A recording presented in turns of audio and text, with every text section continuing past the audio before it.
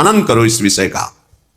अणो अणियान महतो महियान, वो अपने आप से खेल रहा है, छोटे से सबसे छोटा हो, महान से सबसे बड़ा महान वो।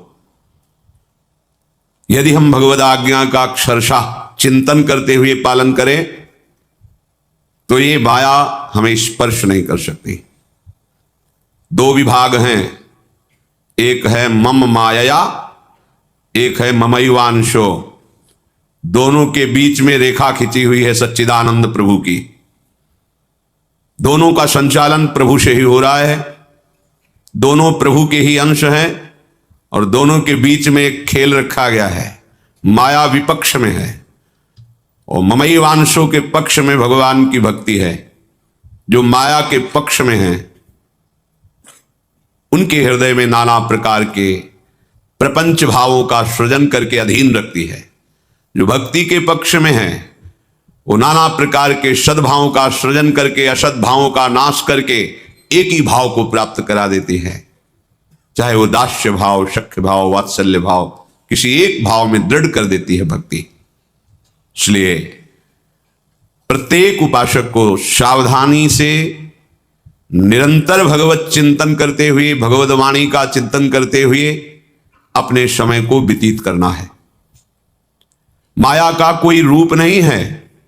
ये देखो भाई, माया आ गई, वो तुम्हारी बुद्धि में ही बैठी हुई है, तुम्हारे मन में ही उसका प्रभाव है, तुम्हारे अहम स्वीकृति में ही उसका राज्य है।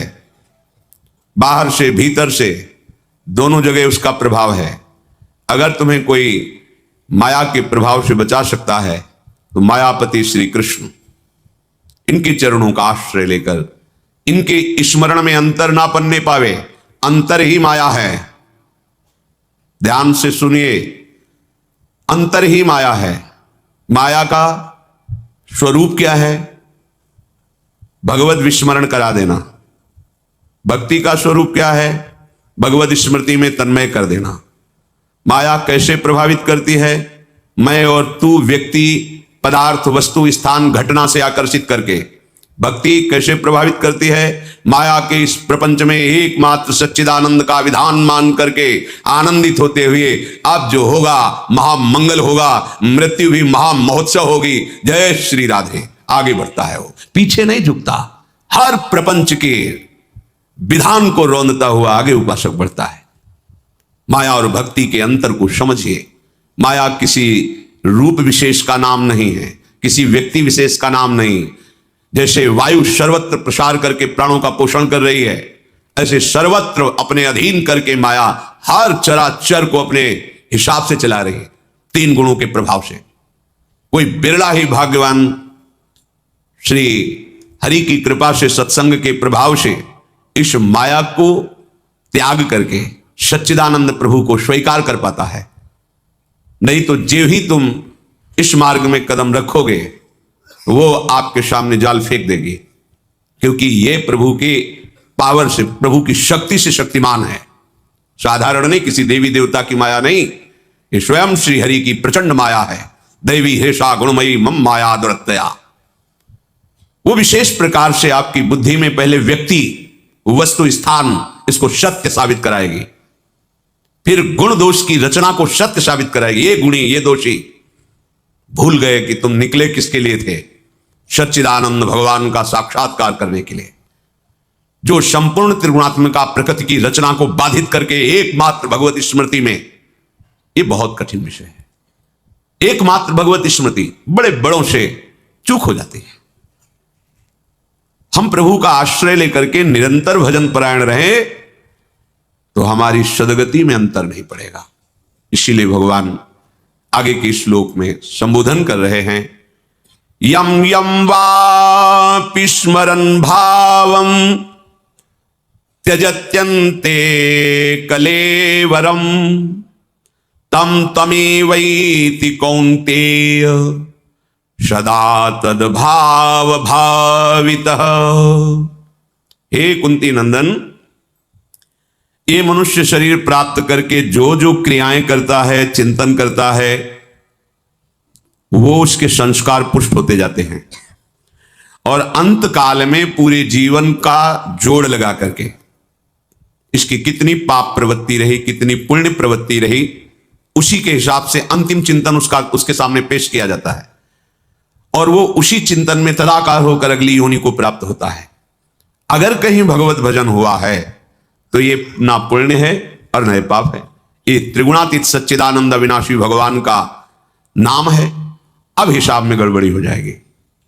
जो न्यायाधीश हैं ना वो पुण्य फल की तरफ देख पाएंगे ना पाप फल की तरफ, उनकी दृष्टि भगवान सर्वलोक महेश्वर उनके नाम की तरफ होगी कि इसने नाम जप किया है, ये बचा लेगा आपको। थोड़ा भी नाम जप हुआ है तो अंतिम समय जो चित्र आने वाला आपका है, जो आपकी फोटो खींचने वाली है अगले जन्म की, उसमें भारी पड़ जाएगा नाम, आपको बचा लेगा। अगर उस समय भगवत स्मृति आ गई तो कहना क्या है, अगर नहीं भी आई और कोई संसारिक चित्र आ गया, भजन बहुत कम किया है, दुर्गुण दुराचार बहुत अधिक हुए हैं, तो अगली योनि मिलेगी पर वो महामंगलमयी होगी। जैसे हिरण की योनि मिली पर वो गंडकी नदी में अपने शरीर को खड़ा करके भजन कर रहे, चूक हो गई, प्रभु का विस्मरण हो गया, अब नहीं होने देंगे। उस पशु शरीर में वो निरंतर भजन करते हुए शरीर का त्याग किया तो ब्रह्मबोध संपन्न महापुरुष जड़ भरत जी के रूप में उनका प्रादुर्भाव हुआ। भजन कभी नष्ट नहीं होता। प्रभु कह रहे हैं कि जीवन भर जो आप कर रहे हो वही आपकी अंतिम अगले योनि के लिए स्थिति होगी। अंतिम चिंतन के अनुसार मनुष्य को अगली योनि में जाना होता है, यह नियम है। प्रभु की स्मृति में यदि आप समय व्यतीत किए हैं, सत्संग सुना है, धाम के दर्शन किए, धाम वास किया, नाम जप कर रहे हैं, वाणी पाठ कर रहे हैं, भगवत कथा कह रहे हैं, सुन रहे हैं, ये वासनाएं एकदम नष्ट नहीं होती। ऐसा नहीं कि परमार्थ का पथिक जे ही इस मार्ग में कदम रखा तो वासनाएं भस्म हो गई, ऐसा कहीं नहीं लिखा, ऐसा है भी नहीं, चलने पर अनुभव होता है। जे ही इस मार्ग में कदम रखा तो वासनाओं का तूफान आ जाएगा। जो आप वासनाओं के तूफान को संसार में देख रहे थे वो कम है, क्योंकि माया जान रही मेरी पक्ष में ये गिरा पड़ा है। और जिस दिन आप परमार्थ के लिए कसेंगे तो देख लेना घबराहट पैदा कर देगी तुम्हारे मन में वासनाओं का तूफान। ऐसा तूफान बड़े बड़े साधकों में हमने देखा है, निर्णय करने की शक्ति खत्म हो जाती है। माया भगवान की ही सामर्थ्य से युक्त है, इसलिए वो कहते मामे हुई मैं निकालूंगा, मेरी शरण में तू रहे, तेरी सामर्थ्य नहीं तू निकल पावे। स्पष्ट घोषणा कर रहे हैं, मामे हुई प्रपद्यन्ते माया बेताम तरंति पे। भगवत स्मृति जिसकी चल रही है तो कल्याण तो उसकी जेब में पड़ा हुआ है, कल्याण का कल्याण हो गया। पर जब भगवत स्मृति की तरफ हमारा लगाव ही नहीं हुआ तो फिर संसार की स्मृति रहेगी। संसार की स्मृति में जो आपका चरित्र रहा है वही स्मृति आखिरी बनेगा, निर्णय है। यहां कह रहे कि कुत्ते की योनि के मूल्य में आपको भगवान की प्राप्ति हो जाएगी। समझ रहे हो क्या? तुम्हारे जिस आचरण से तुम्हें अगली योनि कुत्ते की मिलनी है, अगर आचरण सुधार लोगे तो इसी योनि में भगवान मिल जाएंगे। जितने समय को जिस योनि से आपने जो चिंतन किया परिणाम आपका वही होगा। मानो आपका आचरण बिगड़ गया, आपका चिंतन बिगड़ गया, अंतिम समय आपके किसी भी योनि के जीव का चिंतन आ गया, वहीं जाना पड़ेगा। तो कह रहे सोचो इस चिंतन का कितना बड़ा प्रभाव है कि तुम्हारे गलत चिंतन से गलत योनि प्राप्त हो सकती है। अगर भगवान का चिंतन करो तो तुम भगवान बन जाओगे। भगवान बन के ही भगवान के देश में प्रवेश होता है। गीध देह तज धरि हरि रूपा, हरि रूप को प्राप्त। जैसे हमारी किशोरी महारानी जी के समीप जब कोई रसिक कृपा पात्र उपासना के भाव बल में प्रवेश करता है तो किशोरी स्वरूप ही होता है। किशोरी मात मानम किम सुकुमारी नुकले, किशोरी की सेवा में किशोरी बन के ही, हरि की सेवा में हरि पार्षद हरि स्वरूप ही होकर के जाते हैं। तो चिंतन का ही तो प्रभाव हुआ। इसलिए भगवान सावधान कर रहे, कितनी दया है, कितनी करुणा है उनकी इस श्लोक में। सावधान हो जाओ तुम, जो जो तुम चिंतन करते हो वही तुम्हारा भाव बनता है। और ये माया जिसे अपने लोग परमार्थ में चल रहे हैं, इसका काम होता है राग द्वेष की सृष्टि करना। राग अनुकूलता, सम्मान, प्रियता, अपने मन की बात हो जाना। द्वेष इसका विपक्ष, अपमान, निंदा, नाना प्रकार के दोष दर्शन और उसको सत्य मान करके उसी का चिंतन करना। कुछ सत्य नहीं है, स्वप्न है, उमा कहो मैं अनुभव अपना। सत्य क्या है? हरिभजन। जगत क्या है? सब सपना। सूत्र सामने रखोगे फंसोगे नहीं, सूत्र भूल जाओगे सवाल हल नहीं कर पाओगे। सूत्र है ब्रह्म सत्यम जगन मिथ्या। इस मिथ्या जगत में आकर्षित होकर भगवत विस्मरण करके खेलोगे तो आपका चित्र ऐसा बनेगा कि अगली योनि ऐसी होगी जहां कहीं भी आनंद नहीं, किसी भी तरह से न कथा सुन सकते हैं, न नाम जप कर सकते हैं, न संयम से रह सकते हैं, न अगले जन्म का हम कोई पुण्य कार्य कर सकते हैं, केवल अपने प्रारब्ध भोग को भोगेंगे। सदा तद्भाव भाविता, जिस भाव से तुमने जीवन व्यतीत किया है अंतिम समय वही भाव आएगा। देखो आप लोग धाम आए हो, धामवासी हो या उपासक हो, चीख चीख के कहते हैं भजन कम होगा तो भी भगवत प्राप्ति हो जाएगी। वृंदावन ही प्रभाव सुन अपनो ही गुण देत, जैसे बालक मलिन को मातु गोद भर लेत। पर कई बार कहा है वैष्णव धाम है, पर दोष दर्शन, पर दोष चिंतन, पर चर्चा, संभालो संभालो।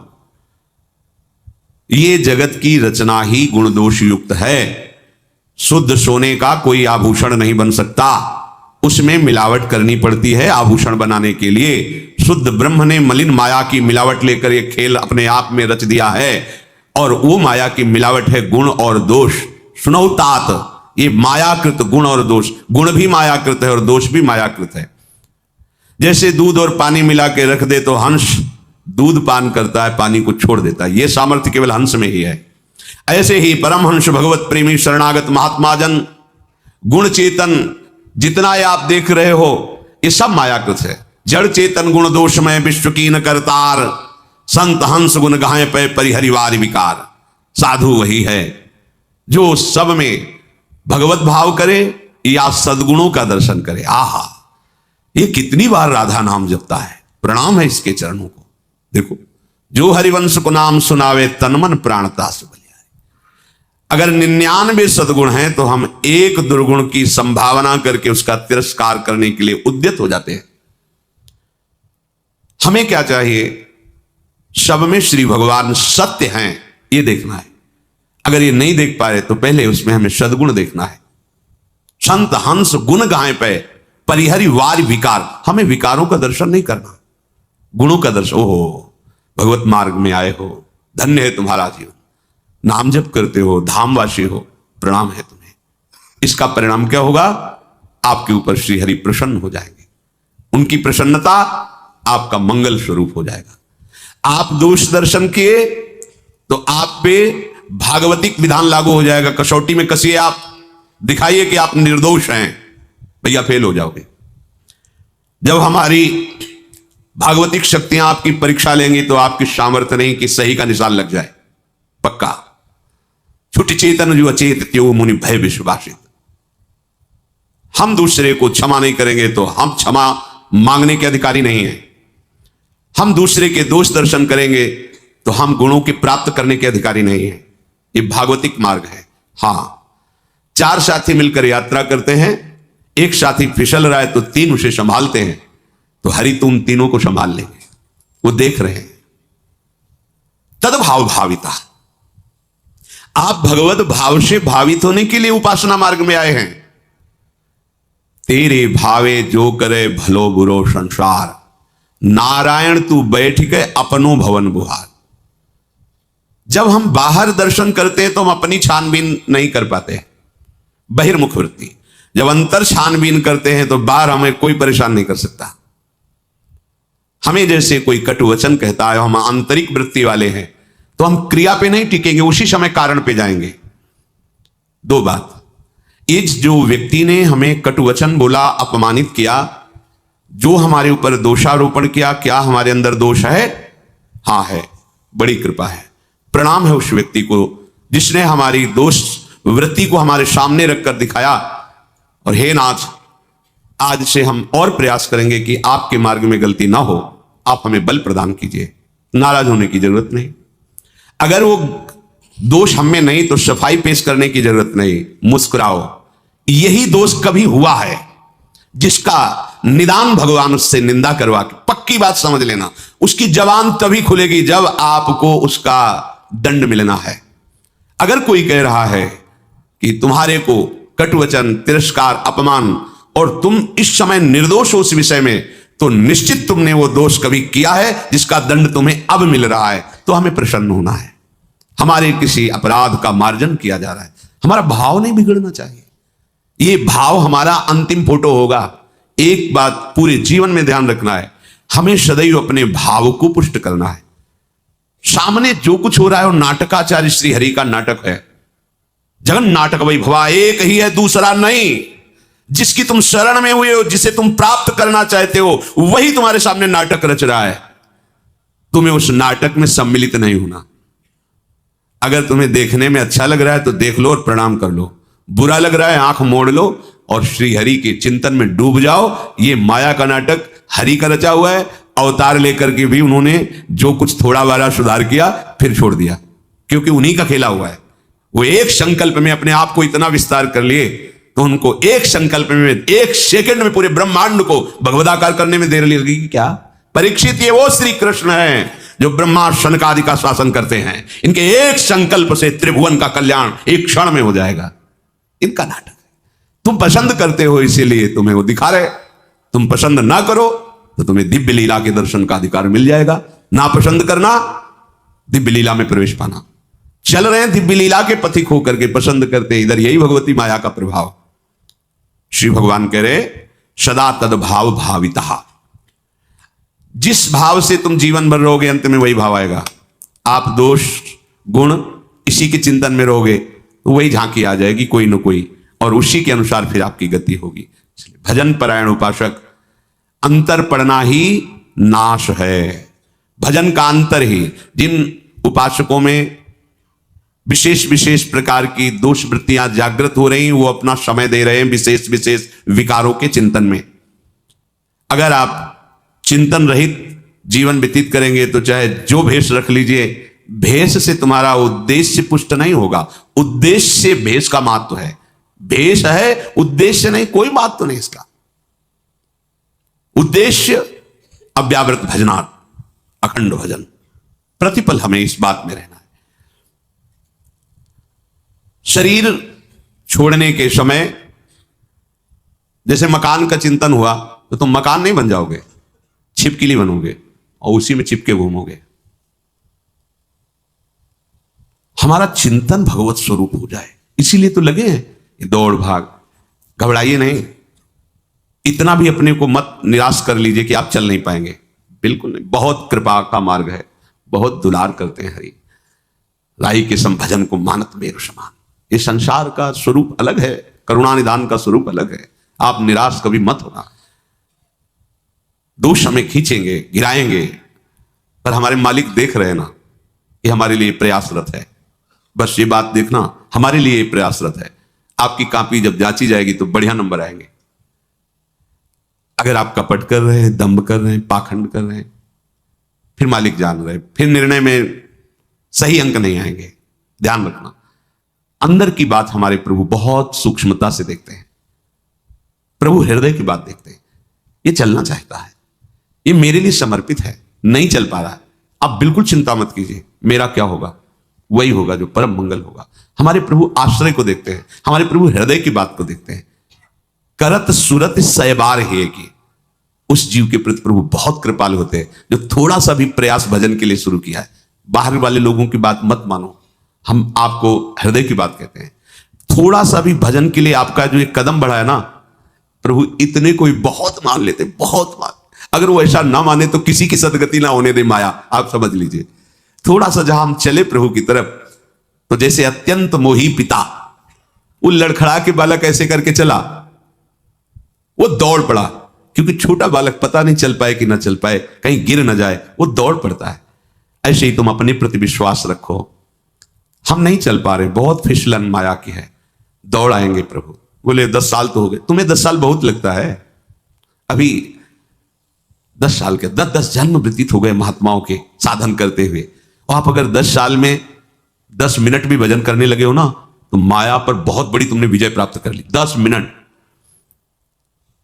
ये सबको इसका महत्व नहीं जानेगा। तुम 10 बार राधा राधा कहते हो ना, और पूरे दिन भर प्रपंच में लगे रहते हो। हम हृदय से तुम्हें प्रणाम करते हैं कि 10 बार राधा नाम जो तुमने बोला है, ये तुम्हारे लिए बहुत बड़ी काम की चीज हो जाएगी, निर्णय में तूफान मचा देगा। पर इतना लेकर हम फिर प्रपंचरति करें और पापाचरण करें, ये चूक हो जाएगी। थोड़ा भी भजन बहुत बड़ा काम करता है। ये मतलब कुछ बातें ऐसी होती जो कहने में एक हल्की नजर आती।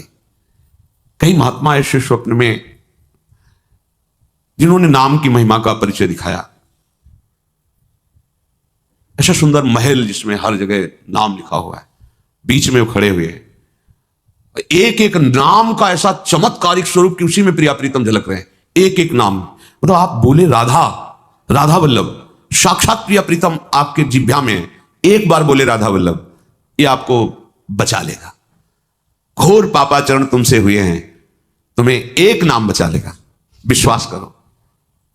पर हम वर्तमान में एक नाम लेकर विषय चिंतन करेंगे तो जलते रहेंगे। हम परिणाम की बात नहीं करें तो ये जलन मिटे और वर्तमान भगवदाकार हो जाए तो कितना बढ़िया रहेगा।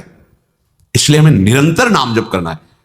एक नाम के लिए हमारी इतनी श्रद्धा है, इतना विश्वास है कि फूल करके छाती, एक नाम ले लिया ना राधा, बात बन गई। ये बहुत बड़ा काम करेगा, बहुत बड़ा काम करेगा। इतनी बड़ी ट्रेन चलती है, इंजन में पावर होता है, डिब्बे सब केवल उसके सहारे से। इतनी बड़ी ट्रेन का इतना कनेक्शन होता है, हजारों लोगों की यात्रा पूरी होती है इतने कनेक्शन से।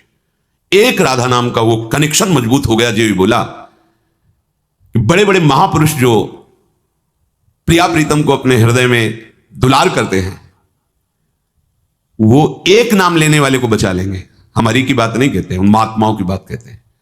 देखो वो इष्ट के नाम का प्रभाव जानते हैं, व्यक्त व्यक्त महापुरुष। वो स्वामी जी जैसे कह रहे हैं, तुलसी जाके मुख से धोखे निकसत राम, ताके पग की पगतली मोरे तन की।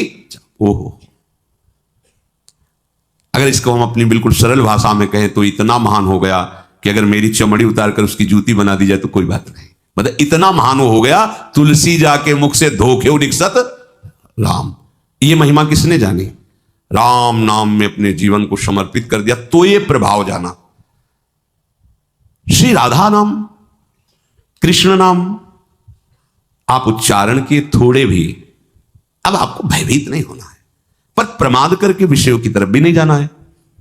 परिणाम हमारा मंगल होगा पर वर्तमान हमारा अमंगल ना हो, इसलिए हम प्रतिपल भगवत चिंतन में लगे। अगर हम विषय चिंतन करते रहे, बिल्कुल नाम नहीं जप किया, तो फिर हमारा कहीं ना कहीं किसी वस्तु व्यक्ति स्थान में ही राग रहता है और परिणाम में वही। ये अंतिम समय बिल्कुल फोटो खींचने वाला समझो। जैसे फोटो खींच रही है, अब आपने मुंह टेढ़ा कर लिया, आंख बंद कर ली, तो आपकी वैसी फोटो आएगी। बस अंतिम समय फोटो समझो। आपका चित्त जहां है ठीक वही निर्णय, और चित्त वही होगा जो जीवन भर किया। भगवान कह रहे सदा तद्भाव भाविता, जिस भाव से भावित रहे वही अंतिम सीन आएगी। हमें सदैव भगवत भाव से रहना है। हमारा भगवत भाव तभी रहेगा जब हमारे हृदय की भक्ति हर समय प्रकाशित रहे, मंद न पड़ने पाए। देखो, बड़ी कृपा से भक्ति का बीज हृदय में आता है, फिर बीज अंकुरित होता है, फिर वो पौधा है, फिर वो वृक्ष बनता है। जब वृक्ष रूप में हो जाए तो फिर कोई परेशानी नहीं रहती। अब जैसे अंकुरण हुआ है, वो अगर बकरी मुंह मार दे गया। बट वृक्ष का बीज और अजवाइन का बीज एक ही जैसा होता है, पर अजवाइन इतनी बड़ी पौधे में होती है, और बट वृक्ष जब अपना रूप धारण करेगा तो हाथी भी बांध दिया जाए तो उसे नहीं उखाड़ पाएगा। तो इतिहास में, शास्त्र में कोई लिख देता मैं परम सुखी हो गया, कहीं सुख नहीं। आप अपने जीवन को साक्षी करके देखिए, आप अपने हृदय के न्यायाधीश बनिए और बोलिए आज तक आपको किस भोग में सुख मिला। तत्कालिक आपकी तन्मयता के कारण आपको लगता है कि मैं भोग रहा हूं अमुक पदार्थ, अमुक भोग, उसमें सुख है, लेकिन थोड़ी ही देर बाद फिर आप निर्णय कीजिए जो आपने भोगा वो क्या था। फिर और थोड़ी देर बाद तो आप देखेंगे नवीन तृष्णा पैदा हो गई पुनः भोगने की, कि अभी तो अनुभव नहीं हुआ, एक बार फिर देखता हूं। इसका मतलब वहां सुख नहीं है। इसलिए पूज्यपाद श्री उड़िया बाबा जी महाराज कहते हैं, अय उपासक, मन में यदि कोई वासना रखोगे तो तुम्हारा पुनर्जन्म निश्चित है। बहुत ध्यान से सुनिएगा, ये बड़े न्यायाधीश हैं, ये ब्रह्म प्राप्त भगवत प्राप्त महापुरुष जो बोलते हैं, यही प्रमाण माना जाता है। अगर आप महान पाप किए हैं और कोई महात्मा कहते जाओ कुछ नहीं, सब ठीक है, एक भी पाप का दंड आपको नहीं मिलेगा। सच्ची माना ना, ये न्यायाधीश हैं, ये बड़े बड़े महापुरुष। इसीलिए इनसे जो लाभ मिलता है वो भगवान से भी बढ़कर लाभ कहा जाता है, क्योंकि भगवान में तो जब पूर्ण शरणागति होती तब हम तो हम सर्व पापे भ्यो मोक्षयिष्यामि मा शुचा, और पूर्ण शरणागति यही महापुरुष जन कराते हैं। एक एक शब्द पर कभी संशय मत करना। ये जीवन का वो सूत्र है जिनके आधार पर बाल्यावस्था से चला गया है। अय उपासक, अय साधक, मन में यदि कोई वासना रखोगे तो पुनर्जन्म तुम्हारा निश्चित हो गया है। होश में हो जाओ। वासना, ये भोग लूं, ये देख लूं, ये चाहत है, इसके सिवा हम नहीं कुछ पसंद करते, इसके बिना हम नहीं जी सकते, ये सब वासना। हिरण में ममता हो गई तो भगवान के पुत्र हैं, भगवान ऋषभ देव जी के पुत्र हैं भरत जी महाराज, अगला जन्म हिरण का हुआ। स्त्री में आसक्ति हो गई पुरंजनी में, तो पुरंजन का अगला जन्म स्त्री का होगा। अगर कोई भी वासना है आपका जन्म होगा, प्रमाण सहित कहते हैं बाबा। प्रार्थना करते हैं कोई वासना रहने न पावे, नहीं तो अगला जन्म हो जाएगा, बड़ा निकृष्ट भी हो सकता है। हम एक बहुत बड़े महात्मा की बात बता रहे हैं। बाबा कह रहे हैं जब हम राम घाट में रहते थे गंगा की, तो एक बड़े अच्छे महात्मा वहां थे। उन्होंने एक अपनी कुटिया बना रखी थी। एक दिन उनके कोई बड़े धनी मानी भगत आए और सोने की कई मुहरें चरणों में रखी, भेंट में रखी। उन्होंने सोच करके ले लिया कि संत भंडारा करेंगे, और गीता जी के एक बस्ते में बांध कर रख दिया। वस्त्र को आवेष्टित करके ग्रंथ को जब रखा जाता है तो उसे बस्ता कहते हैं। एक रस्सी होती और उसको जब ऐसे करके कई बार लपेटा, उसी में वो स्वर्ण की मुद्राएं रख दी, मोहरें। सोचा कि कभी समय आएगा तो हम भंडारा कर देंगे। कुछ संतों ने उनसे कहा चलो तीर्थ यात्रा करने बद्री नारायण चलते हैं। चिंतन में आया कि वो मोहरे रखी भंडारा करना था, पर संतों से कह नहीं पाए, और चले तो बद्री नारायण नहीं पहुंच पाए, रास्ते में ही प्राण निकल गए। प्राणों का क्या भरोसा, कौन सा कदम आखिरी होगा किसको पता, कौन सी श्वास आखिरी होगी किसको पता। इसलिए बहुत चतुर सुजान वो हैं कि कोई संकल्प नहीं रहने देते, नहीं रखना चाहिए। चतुर सुजान साधक कल हम ये करेंगे, नहीं नहीं, अगर श्री जी ने चाहा तो कल ऐसा हो जाएगा। शब्दों में बंधना, शब्दों में ही मुक्त होना, संकल्प में ही बंधना और संकल्प से ही मुक्त हो जाना, दोनों बातें हैं। कल मुझे अमुक जगह जरूर जाना है, तुरंत अंदर से हाँ श्री जी ने चाहा तो जरूर चले जाएंगे। वाणी से भले चूक हो जाए, अंदर से चूक नहीं होनी चाहिए। तत्काल आराध्य देव को बीच में लो, नहीं फंस जाओगे। एक बार भी आराध्य देव को बीच में नहीं लिया, रास्ते में प्राण निकल गए। चिंतन चल रहा था कि लौट के आएंगे तो स्वर्ण मुद्राएं जो रखी उनको बेच करके फिर भंडारा करें। सद इच्छा भी नहीं रखनी, ये बहुत सूक्ष्म विषय है। अब उनका शरीर छूट गया। शरीर जब छूट गया तो शरीर की अंतिम क्रियाएं हुई जो संत की होती। 16 दिन बाद कुछ संतों को प्रसाद पवाया गया। महीना व्यतीत हुआ महाराज की कुटिया की जो सेवा सफाई में, तो बस्ता एक ऊंचे पे दिखाई दिया। देखा कि गुरु जी की गीता रखी हुई है। कोई बात नहीं है, कभी समय आएगा तो पढ़ेंगे, गुरु जी की गीता है।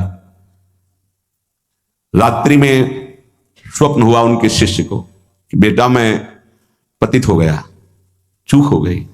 अंतिम समय स्वर्ण मुद्रा का ध्यान होने के कारण मैं सांप बनकर उसी बस्ता में बंधा हुआ हूं। जब तक स्वर्ण मुद्राएं बेचकर संत सेवा नहीं करोगे, मुझे सांप की योनि मिली है। पूज्य पादुड़िया बाबा भी वहीं रामघाट में थे। उन्होंने स्वप्न सुनाया कि ऐसा ऐसा गुरुजी का स्वप्न देखा। तो सब संत एकत्रित हुए, सबके सामने जो ही बस्ता खोला गया से नवीन अवस्था का सर्प फड़काड़ के खड़ा हो गया। स्वप्न सच्चा निकला, क्योंकि वो आदेश हुआ था गुरु जी का। वो एक स्वप्न नहीं था, वो एक आदेश था। इसलिए सब संतों को एकत्रित किया था कि ऐसा कुंडली मारे, फन काढ़े उन्हीं स्वर्ण मुद्रा के ऊपर। वही महात्मा जी क्योंकि स्वप्न में बता चुके थे। उस वस्त्र में देखा गया कोई छिद्र नहीं था जिससे सर्प घुसकर पहुंच सके स्वर्ण मुद्रा तक, क्योंकि कई लपेट होते हैं बस्ता में। ये देखकर सब महात्मा आश्चर्यचकित हो गए कि भाई थोड़ी सी असावधानी हुई कि स्वर्ण मुद्रा का चिंतन बना तो सर्प होकर के गुरु जी को बैठना पड़ा। उस सर्प को बड़े सम्मान, किसी को कुछ नहीं काटा, कुछ नहीं छेड़ा, उसको बहुत सम्मान से आदर पूर्वक जंगल में जाके दुखी होकर शिष्यों ने छोड़ा और उन मोहरों को बेचा गया। संत भंडारा हुआ, उनकी जो भी वासना की पूर्ति हुई, ये वासना बन गई थी। तो ही शरीर छूटा उनका और अपनी गति को प्राप्त हुए। इसलिए उपासक, ये सद्वासना थी। सद्वासना जब बंधन को प्राप्त करा सकती है तो असद वासना कौन कौन सी दुर्गति देगी, ये बहुत सूक्ष्म विषय है। एक महात्मा पधार रहे थे तो वृक्ष के नीचे लेटे थे, ऊपर आम का फल था। पके हुए आम के फल में दृष्टि चली गई, अंतिम समय, तो उसी में कीड़ा बनकर आम के पेड़ में आए। शिष्य समर्थ थे, उनको ध्यान के द्वारा जब पता चला तो उन्होंने फिर भजन बल से अपने गुरु जी का उद्धार किया। कई बार ऐसा देखा गया है कि शिष्य के द्वारा गुरु को भगवत साक्षात्कार होता है। सुतीक्ष्ण जी को पहले से ठाकुर जी का साक्षात्कार हुआ, साथ लेकर फिर अपने गुरु जी के पास साक्षात्कार करवाने प्रभु को गए। बड़ी महिमा है भजन की। गुरु प्रदत्त भजन से बड़ी सामर्थ्य शिष्यों में जागृत हो जाती है। विश्वास करो, विश्वास करो, बाबा 2 बार कह रहे हैं। जो कह रहे हैं उस पर विश्वास करो। कोई वासना मत रहने दो, ढूंढ ढूंढ करके वासना को नष्ट कर दो। तुमसे ना नष्ट होती हो तो गुरुजनों के सामने रख दो, प्रभु के सामने रख दो। प्रभु इस वासना को नष्ट कर दो।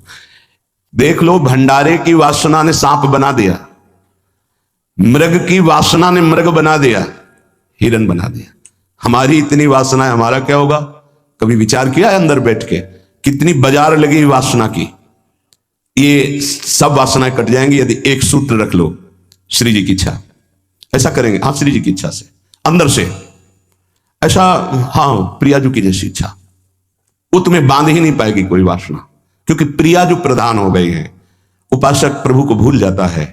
जब कोई वासना होती तो अपना ऐसा अंधकार पैदा करती है कि प्रभु को भूल जाता है। जैसे भरत जी भूल गए, जिन प्रभु के स्मरण में बाधा ना पड़ जाए, राज रानी, राजपुत्र और राज्य का त्याग कर दिया। वही हिरन की बाधा को कैसे स्वीकार कर लिया कि प्रभु का विस्मरण हो रहा है, प्रभु की सेवा छूट रही हो, हिरन के दुलार में घूम रहे हैं, हिरन बनना पड़ा।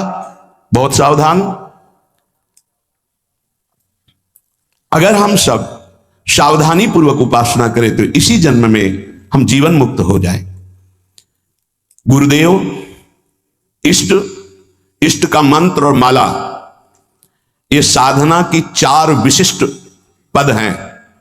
गुरुदेव, इष्ट देव, इष्ट मंत्र और जिससे माला, जिससे मंत्र जपते हैं, इनमें एक भी नहीं बदलना चाहिए, बहुत जल्दी सिद्ध हो जाएगा।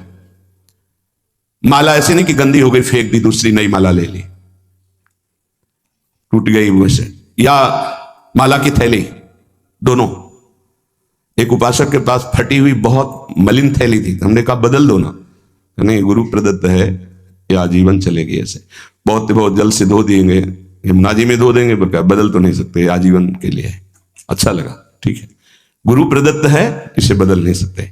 माला झोली, यहां रोज नई चमकती हुई। देखो, ध्यान दीजिए, गुरु, इष्ट, इष्ट मंत्र और माला, ये चारों बहुत जल्दी परिपक्व अवस्था प्रदान करती है। इनमें से एक भी यदि बदला जाए तो बेविचार दोष उत्पन्न हो जाएगा। गुरु, इष्ट देव, इष्ट मंत्र, मंत्र जपने की माला और माला झोली सहित, इसे खिलवाड़ ना समझे। यदि तुम किसी की माला चुरा लेते हो तो कभी तुम्हें उसके जपे हुए का फल नहीं मिलेगा। और यदि तुम्हारी माला कोई गिर जाए, भूल जाए, कोई चुरा ले, तो तुम्हारे आधे भजन का प्रभाव निष्फल कर दिया जाएगा। ये न्यायाधीश बोल रहे हैं। माला प्राणों से भी अधिक प्यारी रखी जाती है। ऐसे नहीं कि जहां मन आया वहां रख दिया, नहीं, सदैव अपनी छाती से माला लगा के रखी जाती है। अगर कोई बात करनी, कोई सेवा करनी, तो माला को यहां ऐसे रख लिया, गले में डाल लिया कि नहीं। अब कुछ लोग ऐसे नहीं रखी जाती। अगर माला रखना भी है तो उसके नीचे आसन होना चाहिए, उससे मंत्र जपते, खिलवाड़ नहीं। यदि चोरी चली गई तो भी आपका आधा भजन निष्फल हो जाएगा। और चुराने वाले को कभी भी जितना जप करेगा उसका फल नहीं मिलेगा। किसी की माला से जप नहीं करना चाहिए। मिली हुई माला को जहां मिले वहां सम्मान से टांग दो, कभी लौटेगा वो तो ले लेगा। कभी माला पड़ी हुई उठाना नहीं चाहिए, लेना नहीं चाहिए, उससे कुछ लाभ आपको मिलेगा नहीं। अगर यहां माला पड़ी है तो यही टांग दो, जिसकी माला है अगर वो वापस आएगा तो वहां मिल जाएगी उसको। कभी आप किसी की माला से जप ना करें। जो किसी की माला चुरा लेता है उसकी कभी आध्यात्मिक उन्नति उससे नहीं हो सकती। माला झोली, इष्ट मंत्र, गुरुदेव और इष्ट देव आजीवन एक ही रखे, बदलाव न करे। यावत जीवन इन चारों को एक रखे, गुरुदेव, इष्ट देव, इष्ट मंत्र, इष्ट माला, उपासक बहुत जल्दी परिपक्व अवस्था को प्राप्त हो जाएगा। ये बातें बड़ी गूढ़ हैं, ये आध्यात्मिक सत्संग इसलिए आपको सुनने को मिल रही।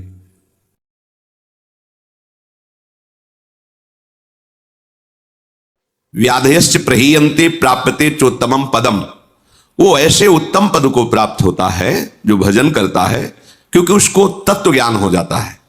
तत्व ज्ञान हो जाने पर उसके ऊपर रोगों का प्रभाव नहीं पड़ता, जरा वृद्धावस्था का प्रभाव नहीं पड़ता और मृत्यु का भी प्रभाव नहीं पड़ता, और उत्तम पद की उसको प्राप्ति होती है। अगर वो मोक्ष चाहे तो मोक्ष, प्रेम चाहे तो प्रेम। तत्व ज्ञान उसे वेदांत पढ़ के नहीं करना होगा। कई बार कहा है कि नाम में इतनी सामर्थ्य है कि आप नाम को पकड़ के निरंतर चिंतन में लाइए तो तत्व ज्ञान हो जाएगा।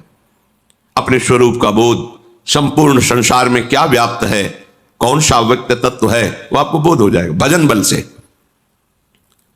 जैसे बीजानि अग्नि दग्धानि नरोहंति पुनर्यथा ज्ञान दग्धैस् तथा क्लेशैर नात्मा संयुज्यते पुनः।